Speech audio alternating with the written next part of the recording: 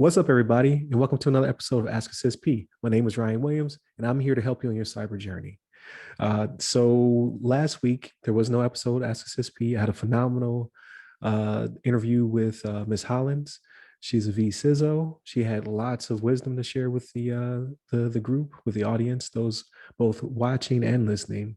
So if you're not doing so, please subscribe either way.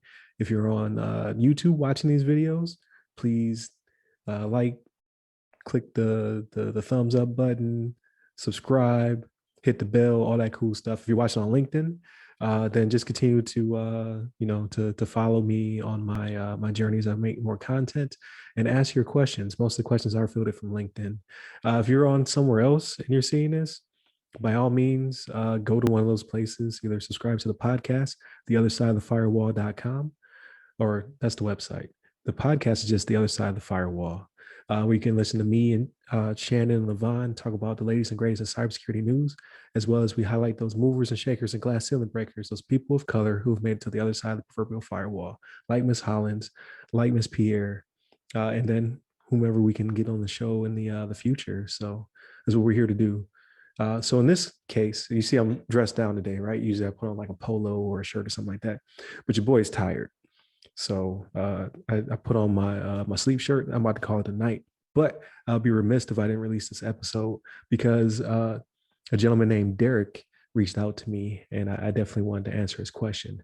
So funny story, he asked the question. I read it completely wrong. I answered him in a very like a paragraph long text, and then I reread his question. I was like, I answered that completely backwards.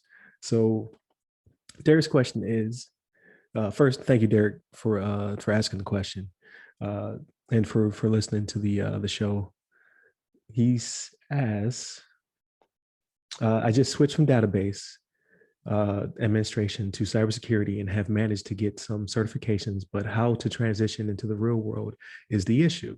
How can I break through with the certifications and less experience in cybersecurity? So when I saw the database, the data portion, I was thinking data science. I started talking about CSDS, which is the cybersecurity data science, like it's like emerging field where they take analytics and they machine learning. And basically, I sound like a crazy person. But when I dug into Derek's profile, I was like, oh, he means database administration, which still IT, right?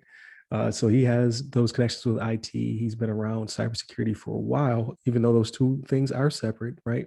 Cybersecurity and IT coexist and they mingle a lot, but he's looking for a cybersecurity position. So I see he's already doing some cybersecurity work, but maybe he is, just trying to get deeper into cybersecurity. And also see he's a database administrator. And he has his master's in cybersecurity management and policy. So he's doing a thing over here. And then when I dug into his certifications, I saw he has a pretty good baseline, right? So he has his Security Plus, and we'll talk about that in a minute. He also has his Certified Network Defense Architecture, his CEH, and then Certified in Risk and Information Systems Controls. So he has, a really good foundation. But the reason I said I'll talk about cybersecurity or talk about Security Plus in a minute is because so that's like a really good baseline. I suggest that people who are interested in cybersecurity who don't have a lot of experience, they start with Security Plus only because it's such a wide range of information that you receive, as well as it qualifies you for a lot of positions. And the reason I want to stress it is because he lives in Maryland, right? So whether it be the North Capital region or just around a base, having that Security Plus is already a foot in the door. And the reason I bring that up specifically for Derek is a great way to build experience, and also the potential to start branching career path is DoD contracting, right? So a lot of people get out of the military and then they go straight into DoD contracting or become a GS civilian, or they might go to the private sector. But living in that area, you can definitely find a lot of cybersecurity jobs that only require what they call 8570, right? So the DoD baseline, and I should put this in the the link beneath when you guys watch the video. But if you go to a website called public.cyber.mil and you look up their DoD approved 8570 baseline, there's 3 different levels. Like 8570 is changing. The naming convention is going to change. I'm sure some of the structure is going to change as well. But as of right now, to my understanding, you have level 1, which is typically your Net Plus. You have level 2, which is your Security Plus, and there's other stuff in there too, like CEH and things of that nature. It used to be like CCNA Security used to be in there, but there's a pretty long list. And then you have your tier 3, which your tier 3 is it could be your CISM, so your CISM. It could be your CHFI, or it could be your CISSP. And then there's different levels and tiers within that, and then different things you're qualified for. But I say a lot of words to say that Security Plus is your foot in the door. So you have IT experience, you have your Security Plus, as well as your CEH. So that's another level up, as well as your, I don't want to pronounce this wrong, CRISC. So you're certified in risk and information system control. So what I would recommend is that you either go through LinkedIn or some other job searching